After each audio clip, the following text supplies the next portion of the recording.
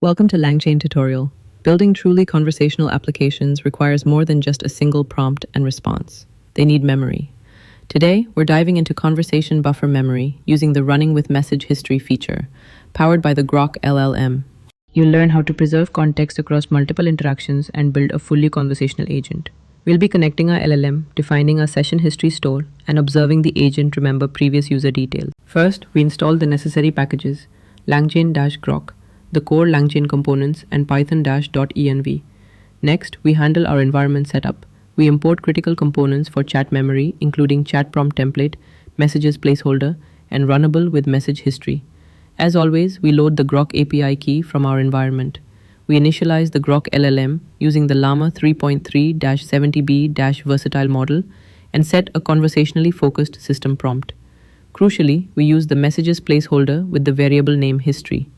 This placeholder is where LangChain will inject the full historical transcript of the conversation, allowing the LLM to maintain context. Memory implementation starts with defining a storage mechanism.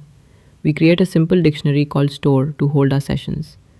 The get_session_history function retrieves an existing InMemoryChatMessageHistory object based on a unique session_ID or creates a new one if it doesn't exist.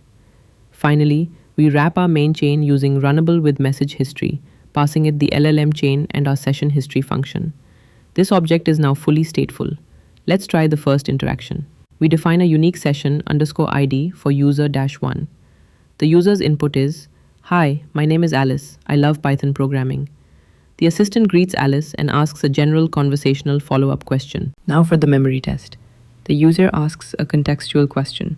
"What's my name and what do I love?" Notice the input does not repeat the name. The assistant correctly responds, "I remember. Your name is Alice and you love Python programming."